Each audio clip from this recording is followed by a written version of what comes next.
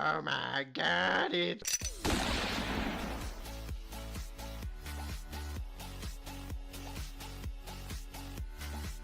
What's up, people of the internet?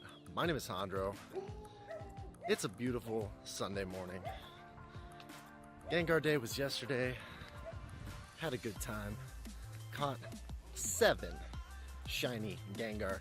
How did you guys do on your Gengar Day? Because I had a blast. Got to hop in the car with Forrest, aka Funky Dude 1. You guys all know Forrest. Stacy was with me. Robert was in the car. Zach was in the car. It was a good time. We rolled around town, wrecking Gengars. I believe we ended up final raid count was 33. So 33 Gengar raids. Ended up with 7 shinies, one of which was a 96 with 13 attack, 15 defense, and 15 HP. Bummed a little bit that it wasn't a max attacker, but hey, 96 is a 96. Stacy actually ended up getting a 98 shiny and a regular 98. I actually, on the very last raid of the day, got myself a 98 with max attack and max HP, so it was a 15, 14, 15, so pretty happy about that. And then I also was able to evolve 2 100% Ghastlies that I was holding on to from the from field research, and I think I had one from field research and one was a wild catch from a while back, so I was actually able to evolve them up to Gengar and get Lick and Psychic on both, and then I will be TMing them to Shadow Ball later on once I've got some more TMs in order to do some Gengar testing, so that'll be pretty fun. I'm actually on the way over to the park to possibly participate in a Giratina raid, and then we'll probably pop up some lures and try to catch ourselves another shiny Pinsir. Ended up with 3 shiny Pinsir yesterday, so I mean the shiny rates have just been through the roof for this special weekend. It's just like the same thing that they did for Rosalia back a few months ago, and then Plusle and Minum during Go Fest. So it seems like every time they do one of these Safari Zone events and they introduce a new shiny, that they just basically release it for everybody. And of course now Halloween is past us. It is November, so we have many new field research items. I'm sure you guys are all aware of. Spinda number 7 is out. So if you are unaware, it is the three nice curveballs will get you your new Spinda if it's a spawn. There's spawn rewards for Pineco, which is win a raid. You can get Pinsir. I have not seen that quest myself, but the Pinsir quest is catch 5 normal type Pokemon. So maybe those will start popping up more after this weekend, because I'm sure the spawn rates of Pinsir will drop significantly after today. And then we've got, what else? Oh, Nincada. So the quest for Nincada is catch 5 bug types. So that way you can get your Nincada and then evolve it to Ninjask. And then of course you can get your Shedinja from the 7-day field research reward. I'm still kind of disappointed with the way that they introduced Shedinja. Forrest and I were talking about it the other day. What they really should have done is put something better into the field research breakthrough for the month, and then done. If they were just gonna do Shedinja as its own spawn, they should have just done a basic field research that was evolve Nincada. So you get field research to catch Nincada, or just spawn Nincadas out in the wild, and then once you have enough candies, you can evolve it to Ninjask. But if you have a field research that says evolve Nincada, then it would reward you with the Shedinja. That is how they should have done it, because as of right now, Shedinja has no viability in Pokemon Go. It is very specifically simply just a Pokedex entry, unfortunately. So there's not really anything to it. We'll wait and see, but because, you know, PvP is still not a thing that exists in the game, so At some point they still could introduce some sort of special ability when they rework everything for PvP, but as of right now, Shedinja is a Pokedex entry only. The other big thing that has been introduced this month is Adventure Sync. At this point, I know it's available to everyone level 30 and above. You can sync either Google Fit or Apple Health. It works with your Go Pluses, it works with Apple Watches, and then they're slowly rolling it out for more and more like Google Fit type of devices.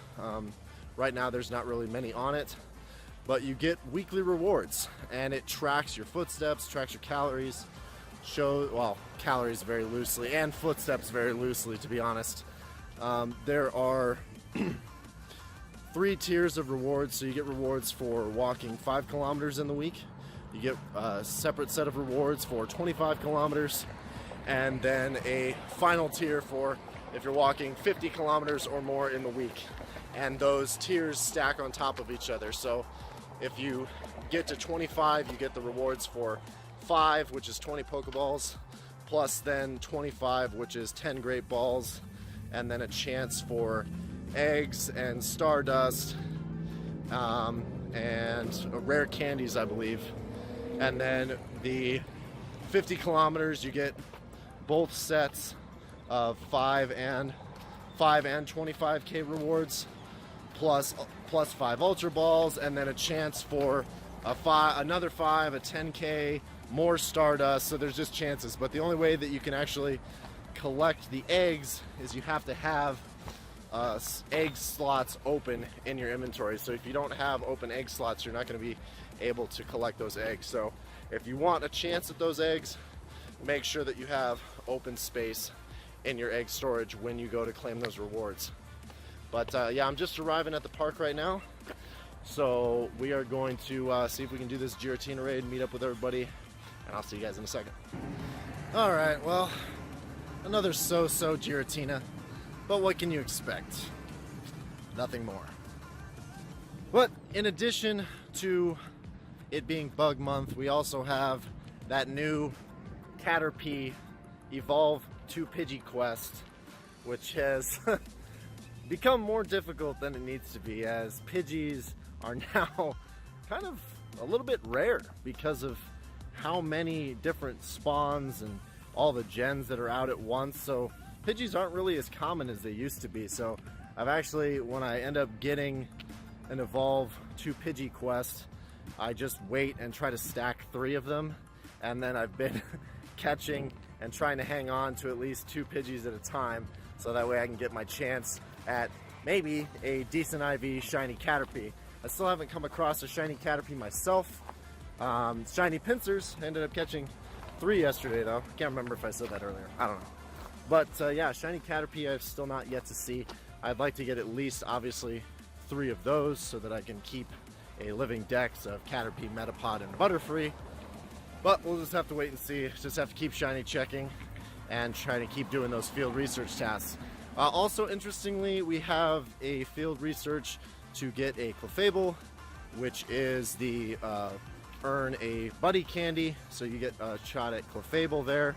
And then Wigglytuff is make 5 great throws in a row. So kind of interesting to see that those 2, because Wigglytuff and Clefairy, I mean, aren't bug types, but it's interesting that they are new spawns. And then we've also got Golbat for send 5 gifts to friends. So all those are kind of like the main new spawns. In addition to that, if you get the field research that is make 3 great throws, hang on to that one, because now that shiny Gengar has been released, shiny Ghastly is out in the wild, and the make 3 great throws gives you a spawn of Ghastly. So that is a chance to get your shiny Ghastlies. It's weird that Niantic didn't release Gengar Day during the Halloween event. That would have been amazing to get the 40 candies, especially since all the shinies had 100% catch rate on Gengar, and it was a tier 4 raid, so that was pretty cool. to not be able to solo Gengars, because I think that would have been a little bit pointless to have a raid day of soloable raid bosses. Although that would be kind of interesting. That way you wouldn't have to rely on other players, but I do like the way they did it, where they just kept it succinct with all the way that they've done the birds and everything else, with 100% catch rate on shinies and the tier 4 raid boss level. So nice to see that they kept that going. But yeah, guys, let me know what you guys think about Adventure Sync, how that's been working out for you. I'm trying to get the 50-kilometer rewards for this week, because after they released Adventure Sync last week, they actually retroactively gave us the distance and stuff that we had walked before Adventure Sync was out for that week. So I actually got I was just shy of getting the tier 2 rewards, because I'd walked like 22 or 23 kilometers or something last week. But now with Adventure Sync making it easier to where you can actually keep your phone locked, Pokemon Go doesn't even have to be open, and it will track your footsteps and give you distance for not only hatching eggs, but also buddy candy and just kilometers walked in general. It's going to make it a lot easier to get all those rewards every week. So I'm looking to get at least 50k per week. Be warned that apparently Adventure Sync doesn't work if you are going over the Pokemon Go like speed limit. So the limiter will still prevent that from happening. But I have been able to actually get extra steps and distance simply by having my phone in my hand and wiggling around. So it's not a perfect system, but Pokemon Go has never had a perfect step tracking system since its inception. So the tracking has never really been exactly accurate, and especially because they've changed things in the game so much, it's never been exactly accurate. So this is going to be better than anything that's come before it. It should make it pretty easy. Plus now there's incentive to get extra Stardust and rare candies and potential 10-kilometer eggs and things of that nature. So it gives you a little bit more incentive to, as they say, get up and go. So let me know what you guys think about Adventure Sync.